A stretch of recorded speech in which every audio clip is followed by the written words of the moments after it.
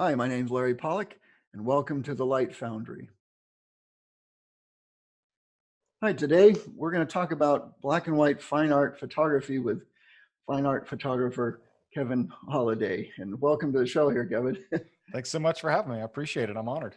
Yeah, well, you have the distinction of being on show number one. So this is the Woo. beginning of my new venture. So All I had a right. very short list of people I wanted to talk to, and I have a fascination with black and white. And of course, we've talked over the years here, and your work really intrigues me. So I decided you got to be number one here. Uh, I appreciate it. Yeah, you're right. You and I have we've chatted back and forth on social media platforms and Facebook Messenger and whatnot for quite a while. And so it's nice to finally talk face to face with you Yeah, and jump into this show with you. yeah. Well, I've been out on the East Coast, but I had no time to drop your way. You're out there in which town are you currently in? I'm in Charleston, South Carolina. That's a beautiful place to Oh, yeah. be, man. A lot of old buildings, and of course, with your minimalistic style, I think what you're finding out there is great stuff. So, Yeah. It's been a lot of inspiration here for sure. I miss Denver. I was there for so long, but I'm happy to be here as well right now. yeah, I remember when you moved and stuff. So, really, this fascination with black and white started for me way back when I was a kid because I shot black and white film. But when did it Mhm. really start happening for you? It was similar. My first camera was a Pentax K1000 I received as a gift from my parents when I was 15 years old. I think it was a Christmas present, if I'm not mistaken, and took photography in high school and college, and we were trained classically on in black and white in the darkroom because it's the easiest form to learn, I suppose, in the darkroom, in the traditional darkroom at the time was black and white, of course. And I just fell in love with it, probably like you did, and everything. And it was the simplicity of black and white, but also the complication of black and white that intrigued me the most. It was that juxtaposition of the two. And so I've always been uh, a fan of black and white photography and have dabbled in color only a little bit, and realized that it's not for me. Yeah. Color is not for me. Well, if it doesn't, shake your tree in the middle of the night, keeping you awake, then why pay attention? I mean, I'm the same way. I do Right. color because of I shot a lot of product and things, and color was a requirement. Some of my best shots I did for clients were done in black and white, and they're their Hmm. favorites that ended up on their websites and their stuff, just because it does really pare things down to light and line and just focus you in on it. Right. I like to joke that I love color. I love it on my walls. I love it in my clothes, and I love it in other people's photographs. Exactly. Yeah, and it is so crazy now in this time with everyone's got a camera, whether it's their smartphone or Hmm. they're just dabbling in this. It's amazing how much stuff is out there. And That's right. like we talked a little bit before, is then trying to stand out and create a style, something that you enjoy doing, not just for the purpose, but something that really floats your boat to do. So did you come up with this style recently, or is this something you've been working on? How did it come about to get into your style? I would say my current style of photography is probably, as I'm looking on my other computer here to just look at some pictures go by, I would say it's probably 5 or 7 years old at the most. um, Definitely during the digital era. Yeah, sure. Some images here. Yeah, I just Yeah, this style here that you're seeing now on screen is not that old, really. It's definitely a style that I picked up once I got back into photography, because I did take a break for a while, and into the digital era of photography, because I can manipulate the light so much uh, more easily and more readily in the digital darkroom than I could ever do in the traditional darkroom. sure. And Yeah. I'm not out to represent reality, Larry. I think you know that. I like to create worlds that don't exist. This kind of ethereal light that just simply doesn't exist. So yeah, it's a unique style that I like. There are certainly many other black and white photographers that are doing this type of style. We all kind of follow each other, and I think kind of get inspiration from one another, and there's nothing wrong with that. That's how movements and art have have established themselves over the eons, over the history of art. Yeah, I think you bring up a good thing here is that, there's the purist photographers, but Hmm. with the advent, especially of the modern digital camera, it became wide open to interpretation and art. I know certain people like Joel Grimes said he had to start calling himself an artist instead of a photographer because people were saying that's not photography. And one of Right. the things that intrigues me about your stuff is that almost surrealism that you can do with it. I used to draw that in college, but surrealism was one of my favorite things. So I Hmm. think that's one of the things that draw me in there to create something that maybe people can't go visually walk right up and see, but they may see glimpses of it out there because it's not that far. This image I have up now is not that far from reality, but it definitely Right. brings your eye right into a very minimalistic landscape. Hmm. Yeah, I appreciate the kind words. Thank you. Yeah. Now I'm just kind of popping down here just to show people, pop up a few larger ones while we go. I can Hmm. always drop some in later on for people to see, but Sure. these kind of minimalistic situations here. Now, I noticed with your work that you looks like the skies are very similar. Are you having to add those in Photoshop, or sometimes, or Uh, are you always sometimes able to get them on location like that, or is it? Yeah, this series here, likeness of being, these four images, they're all not captured on the same day, believe it or not. But I've processed them so the skies look similarly, but I've not had to add in any sky on these particular images. Now I will do a sky composite if needed. Um, it's not often, thankfully, that I have to do that, but I will add a sky if I need to do that, or composite in a sky, if you will. Mhm. But thankfully, um, I'm able to scout my locations, and then typically I'll just wait for the weather conditions to present themselves how I want them to be, and then just go do the capture organically if I can. Yeah. Well, I think that that's, that process of deciding what you're trying to say that it looks consistent is what Hmm. it's all about now. I go in and I've added skies. I've had to do, especially for client work and things. You get out there. This is the day you can shoot with the model or what you're Right. doing, and you have no choice but to capture. And the sky's ugly, and you have to go back and fix it.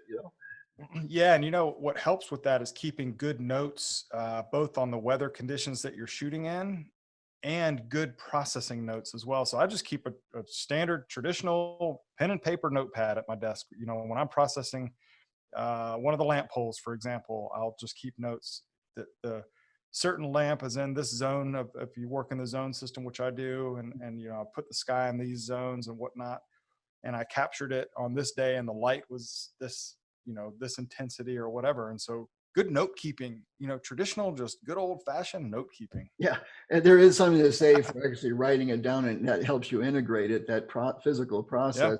I do keep both digital notes, but I also have yellow pads out here and all Yeah. kinds of things. I try to get it out of my head. It, Yeah, yeah, stuff stuck all over the place. Yeah, sure. I mean, we're a mess sometimes.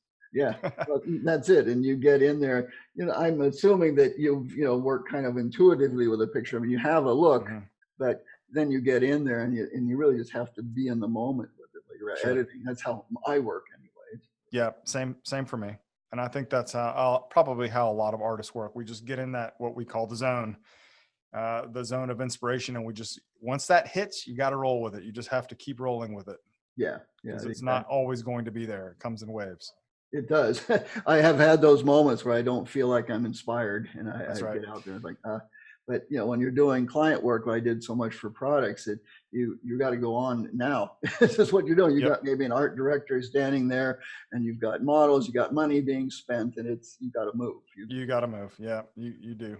It's a It's a different different different. thing when you can take your time and create your own art, which is kind of the direction I'm moving myself. So, uh, Sure. going back to this process of getting started and all this, did you have anybody that you were inspired by? Do you have any specific mentors you worked with or went to workshops? No specific mentors. I think as a kid, when I was first into black and white photography, or first getting started, my inspirations were the traditional, the standards of Ansel Adams, Edward Weston, those types of Mhm. the normal black and white photographers that you think of everyone being inspired by, I guess.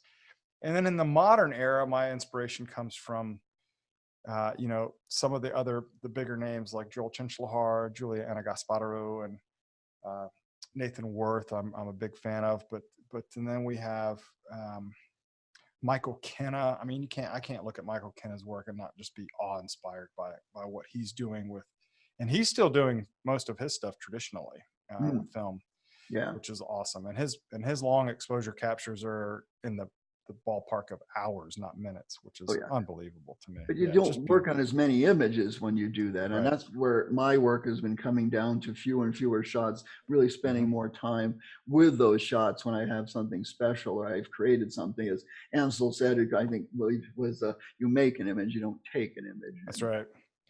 Yeah. So like on an outing, how many images would you come back with? For me, on a day, I can go out for a full day and come back with 30 captures. That's it. Yeah. I might be 60 now. I mean, I can go out and do 30. I don't go to a sunset and come back with 400, 500 like I did back when I first got my first professional camera, and I was really pushing and trying things. And now it's like, I don't want to deal with that. And I already know I have it. I don't know what the mentality was, is like, maybe I'll get a little something different, but you don't, you start throwing all this stuff away. Yeah. I think that, maybe we've gotten a little off topic here, but I'd like to just point something out with digital photography. I think, in my opinion, that digital photography has done everything right for the genre of photography except one thing, and that's accountability, because it doesn't cost you anything to click the shutter anymore. So what ends up happening is new photographers that have never dealt with film before ever, and they're just coming up now through digital photography, they capture so many images that when they get them all into Lightroom, they're overwhelmed and really don't even know where to start. It's overwhelming. Yeah. I tell people, and I just recently did this with a friend, is this, they're willy-nilly jumping around and, oh, there's a pretty one, oh, there, and they work on it. I say, start at the beginning and do your triage, I call it. I've got my flag button or whatever you use, number one, and the P button, and I go through all the way front to back and I mark the first set. Then I go back and isolate that set and I do it again until I've taken, let's say, 200 images and I've pared it down to 20. And then I'm going to look at those and go, okay, these are what I'm going to work with. And very soon I'm going to go in there and say, remove from drive all those other ones. Yeah. And that's scary to do. And a lot of people don't do that. I'm such a neat freak, both in my physical environment and in my head, that I can't hang on to all that stuff. It just drives me crazy knowing that it's there. So I have to delete it and get rid of it. I think that's what makes you good at your minimalistic stuff, is you are a neat freak. You want things to be very specific, say a very specific thing. I like your minimalistic matting and framing that you have there. And, this whole process, you probably have a plan. You've probably seen a place, or you go to a location at a specific time. So maybe you could address, well, before we jump too far, so you would mention this process of people shooting. Before we dive back into your stuff here, I wanted to finish that conversation up. I almost forgot. But yeah, this process of being able, when I was a kid, I'd go backpacking. I could afford maybe 2-3 rolls of film for the 2 weeks I was going to go. That limited me about 4 images a day, sometimes 2 images a day. Wow. I had to make a choice what I was going to shoot. And I had a little Kodak Signet rangefinder camera and a handheld reflective meter. And I really didn't need it because we used the Sunny 16 rule, right? So we ran with that. And you had to make choices. Now I'm out with people and I hear that thing set onto bracketing and multi-shot, and it sounds like a machine gun going off over there. And it's one thing when you need bracketing, but it's another thing to shoot like that all the time. Yeah. And our cameras, the dynamic range of our modern cameras is such now that we don't necessarily need to bracket so much as we used to. I'm not saying that we don't need to at times. We do. But many times we just don't. We can get by with one capture on so many occasions if the lighting is so, it will allow it. And so when I hear that kind of machine gun photography going off, I'm like, what's changed? Nothing has changed from one capture to the next. Just be good with one. Light is light, Light is light. It hasn't changed. It still does the same thing, whether now how the sensor captures might be different from a T-Max or an old Ilford HP5, or you go back to the film days, you might be using a lot of different things, and color filters. But now we go into things like Lightroom or into Photoshop, or there's things like Silver Effects Pro. So do you have a specific, thing you like to use to do your conversions? I do. I make my captures in RAW, so it doesn't matter if I have my camera set to black and white or whatever. I sometimes like to set it to black and white so I can just get an idea um, Mhm. ahead of time. But I'm capturing in RAW, so everything is going to be color anyway. And then I do the optimization in Lightroom, adjust the sliders to optimize the exposure and the shadow and get the balance proper and the color balance proper. Then it goes to Photoshop, and from Photoshop, I'm going into Nick Silver Effects Pro, and all my heavy lifting happens in Photoshop, basically. Yeah. Silver Effects is doing the conversions, and then I'm blending those conversions in Photoshop with layers and layer masking and various other techniques that I'm doing there. Very much the same flow that I have. Mhm. I start in Lightroom and get that basic, thing right, so it's nice and balanced where I want it, and I head on out and start to see how far I can push the darn thing. Sometimes, Yeah. that's, I think Nick software is where life turned around for me, because I was intimidated with Photoshop, and back when it was first developed, I had a very early version, and it was like, wow, I don't have to memorize huge lists of things or create actions. I can just click and start moving sliders. Now I'm much more, feel like I'm more intuitive as an artist, trying to slide and get the look.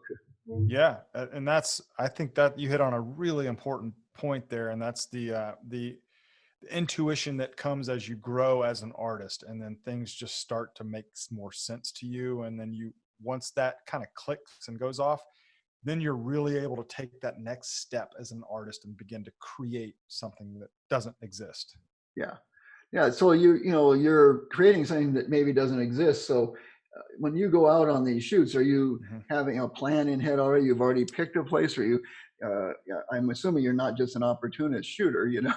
No, I'm not. I do a lot of planning. I'm a big believer in scouting. If you can scout physically, that's the best, but sometimes we can't. So the other option then is to use Google, things like Google Earth and Google Images to scout, and Street View. Even if you're doing some urban photography, you can use Street View to get an idea of angles. But I'm a big believer in scouting, and for me, it has really made things slow down and become easier when I'm in the field, because now I already know my angles. If I can go physically scout it, in advance without my equipment, I already know where X marks the spot is going to be. So when I show up on location, I'm relaxed. I don't have to say, "Oh my God, I better get this shot here and get around the corner because there might be a better angle, and better do all this really fast so the light doesn't change and then get around the corner so I can use the same light." I already know that there's nothing around the corner. Yeah. So I can work slow now and very deliberate. Yeah. I And think that most, really helps yeah. calm. If you are calm inside, then your imagery is going to reflect that calmness. Well, your images to me are very calm with that kind of etheric look to them anyways, the way the water and the clouds and everything is. Mhm. So it really causes the subjects to pop, because they're what's sharp. It doesn't even necessarily matter if they're the brightest thing in the thing. They're the thing that's sharp in them. Right. So they're different that way. Some have the light there, like we showed there. Other ones Mhm. are not, like the lighthouse behind you. Everything around it's brighter, but it sticks right out perfectly. Yeah, it's the contrast. Yeah. Yeah, I think And that so, this is making photos, is again going back to making them, not just going be an opportunist. right. And working in series was something that changed my approach to photography as well. So rather than just making a one-off image um, of a pretty landscape, let's say, or a pretty building or whatever it may be, I want to tell a story through a body of work, through series of images, and have an artist statement that then ties all that together. So when you go to my website and you scroll through, you will see those artist statements and then the body of work that follows. And I want to hopefully make a stronger statement by working with multiple images that all are driven to the same goal, the same end result, if you I will. think that it speaks to the style, but even beyond that, to a Mhm. statement about photography, because so many people are all over, even myself back in the early days, shooting everything, which gave me a lot of experience. But now Yep. I'm in that same process of just going here. I'm looking at things. Oh, look, I have a style here. I'm doing this. Yeah. Wow. Oh my God. I actually have a style. Yeah. Yeah. One of my buddies said that, oh my God, you're actually developing a style. I started laughing. What do you know? Yeah. I think one of the biggest compliments someone had ever given me, and I've paid the same compliment forward to other photographers as well. Because it's so true. Someone told me once they were flinging through Facebook really fast on their phone, and one of my images zipped by. They knew that it was mine just by and it zipped, it was on their screen and off their screen in a flash, but they knew that it was my photo. So they scrolled back to it to look at it. That's exactly what I was actually going to say today, is that I know your images when they go by without even looking up to see it's yours.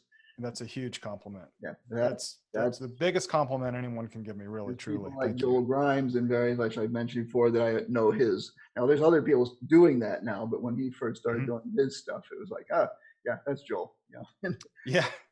Yeah.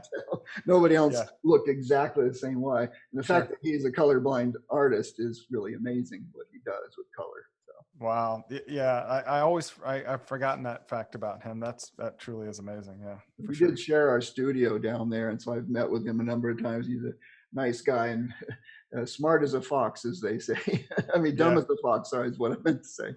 But he acts like he doesn't know a lot, but man, does he know. He knows what Mhm. he's doing there. But yeah, so when you're out there, we it's like filters. A lot of black and white people use filters. Now, are you using just ND things, or are you getting it the right time of day? Or are you using any color filters, or is that all post processing type? No more need for color filters these days, like we needed to use in the film days, because we needed to affect the film uh, upon capture. A red filter would make the blue sky really black, which was usually what we were after then. I think the only time filters might be needed on capture these days is if you're doing anything infrared, but I'm not an infrared photographer, so I don't know that answer. Um, but I only use ND filters or a polarizer if I need to polarize a certain thing, like Well, reflections from water or something. yeah, simplifies what you're carrying too. Trying to Yep. carry less. That's what I've been, is trying to pare down and less of a gearhead and more effective with what I have. That's right. People think they always have to have the latest and greatest, but it's really, I want to see what you do with that camera. Yeah.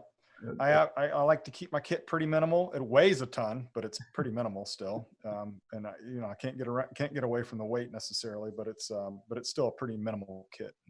you brought up shooting black and white, and I wanted to go back to, I mean, you turn your camera to that, but the raw image is still color. So of course, as soon as Yep. you bring it in to Lightroom, you see everything changing. You'll see it black and white for a moment sometimes, as the image preview is still there. But in the camera, it's making a JPEG. So what you're previewing is going to be whatever the filter you apply. I think people have gotten confused by that a lot of times, and then once you're in there and you're working with color, if you do it correctly, it's not a desaturation, but you're keeping all of those color channels, which become luminance, basically. That's right. That's correct. Yep. That's what I enjoy working with, because now that blue is something I can play with. That orange is something I can play with, and not as a color, but as a luminance thing. And so you get Exactly. in. Yeah. You can make that blue really dark, like we would do with the red filter on a Yep. black and white, or you can make it really bright if you wanted to. Yeah, and you get that Yeah. look that Ansel did, and with the dark skies and things. It Mhm. was a red filter, most likely, for him. Well, there is Yes. a revival going on with film and things. Have you been tempted at all? I have a little bit. I right now my wife and I are living between houses, if you will. So being in an apartment, I'm not that tempted to dive into it. But I am. I loved spending time in the dark room, in the wet dark room, the chemical dark room, or whatever Yeah. you want to call it. And I start thinking about that, and then I'm like, then I say, no, I'm not sure that I want, because I know that I can't get the same results that I'm getting with my current photography as I look around Yeah. with a traditional process. But I don't know, maybe. I, yeah, I'm tempted, but only by one camera that I shot in October, which was the Bronica GS1, and put a Mhm. roll of 120 something, and I forget exactly, but we developed ourselves, and it goes way back to when we did that kind of thing. So, Yeah. but these days, of course, you probably, I don't know if you're printing your own or if you're sending them out to a service like most people do. Both, a little both. I do print my own. My printer is an Epson 3880, so I can print to my square images. I can print 15 by 15 square. I like to leave a 1-inch border, so it's a 17-inch wide printer. Mhm. So 15 square is all I can do, the largest I can do, which is what these are behind me. And they frame to 24 by 24, which is what I like to call a gallery size. I think it's a nice size. It's not very big, but it's also not small by any means. It allows you to walk up to the print and have an intimate viewing with the print, an intimate viewing distance with the print versus having to step way back to see a big print. Yeah. Anything larger, I outsource. And if I'm doing anything really big, like the 5-foot squares that I've done, I did a 5-foot square last summer that I sold. And that was outsourced for sure. And that was acrylic face mounting, a whole different type of Oh, process. yeah, yeah. None of us have the gear to work in that, or kind of an acrylic or a metal printer. Exactly. If you have that gear, then you're not really a photographer, you're a printer at that point. Exactly. Yeah, I just got back into printing some stuff. I had never did very much of it because I grew up and just had things sent out and everything over the last 10 years for sure. But doing it yourself and it's two things. One, holding a print in your hand is very different than looking it on your computer. It's a whole different experience going, I took that shot, Amen. And it's like, wow. So a friend of mine, Susan, has a printer it's the what is it, Canon Pro 100. It's got like 8 cartridges in the thing. Ink's not cheap, but I've been running black and whites and colors through it and matting them. She's got a matte cutter, so I've got all the way down to backer boards, matting, and getting ready to do some of my own framing because I want to have that stand out. But that process of doing it is a whole different thing that I really want to do more of. It's a really tangible piece of doing photography that's now mostly digital. Yeah, it is. I like to call it my arts and crafts day when I'm doing the printing and framing because you are really working with your hands, and it is a nice tangible process. Because the only other time we're doing that is actually when we're out in the field, I guess. Working with our camera. Yeah, well, that's tactile. You're out there and your thing, but still, I mean, I'm shooting a mirrorless camera now, though I've shot everything else along the way, and that process has changed the way I do things too, as well, with the electronic viewfinder and things, and what I can see and check my focus and things. But ultimately, it doesn't matter. It's what ultimately comes back on that card, and I'm going to bring up, and is it a well composed, is a well balanced light image that I can do something with. Right. Doesn't really matter. So I'm looking down here. So you've pretty much gone to where you aren't selling prints just willy-nilly or out there just trying to find a place. You've gone to the fine art realm. You print on specific paper. You make this one look, this 24 by 24, except you will go larger. I'm assuming you don't print smaller for your limited editions. And I think you told me you do just 35 images of each one. Less now, 7 actually. I'm doing limited now to 7. So it was 37 was the number before. Okay. And now I'm down to 7. And I don't really know why I've made those decisions. I just want to have my prints have more exclusivity to them, I suppose. Yeah. And I am going to start doing editions of certain images. I'm not sure when and what images that will be, but I'll start doing certain images will be limited to 1, actually. Wow. That's interesting because I have some images probably that I wouldn't mind doing runs. I've seen people do like 200, but there's some things I'd like to do in the future the same way, very, very limited and printed no smaller than a certain size. They got to be that size or up from there. And make these things more exclusive. I think that's an excellent thing, especially if you're doing a body of work and creating something that's collectible that way. I think so. And art buyers, or not art buyers, but art collectors, and there is a difference. Art collectors really are very demanding for good reason, and I appreciate their demand and their love for the art that they're buying and collecting, and they demand actually to have that exclusivity in what they're buying. Yeah, and I'm here to provide that for them. Yeah, no, I really appreciate that because there's a lot of people that aren't. They're just trying some way get their stuff out there, print it, throw it down in commission, on commission somewhere. They get noticed, and we do all kinds of things as photographers to try and get noticed, to shoot for free, blah blah blah. And Yeah, I'm with you on all of this. Is starting to be slow down in your shooting, be more exclusive in what you do, and you don't have to publish everything. I suppose with social media you can do more, but you're still making a statement about who you are, Right. what you're Yeah. doing. Why should you pay attention to me? So, well, Yeah. we, yeah. Well, you got my attention back when I first saw your work, and though we never have gotten together to shoot as we had talked, we will hopefully. My son is Well, on the East Coast, and is there oh yeah. anything else you'd like to add about your work, your workshops? I know you have private students and things. There may be some people interested in. I do. I do have. I do workshops, private, small workshops, typically one-on-one, or small 2 to 3 people at a time. Big, larger group workshops are few and far between. And I'm actually starting to. I'm going to slim down. 2020 is going to be a year where I kind of shift gears a little bit and move away from doing so many one-to-one workshops like I was last year. Because while I love doing that, I love teaching, there's a lot of reward to it. It takes me away from making my own art, and I need to get back to that. I had a little hole.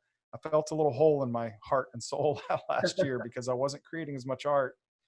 And so I'm going to focus on getting back to that this year. And there's some things that some connections that I'm making with some art collectors and buyers that I need to just kind of nourish a little bit and get back to making art. Well, that sounds great. It is obviously your website. Here, I'll post a link to it on this so people can go and check out your work. And if they're interested in connecting with you, or maybe they know people who might be interested even in collecting some of your stuff. But I really appreciate that we've had this time to talk today. I'm trying to keep it from going too long, obviously, but we could always get together sometime if we can come up with another angle to talk Yeah. about, maybe talk and something more specific here, but I wanted to give people a good overview of your work from where you started to the point of printing and where you're at today. Right. And I'm always glad, Larry, to talk to fellow artists and artisans like yourself as well that enjoy.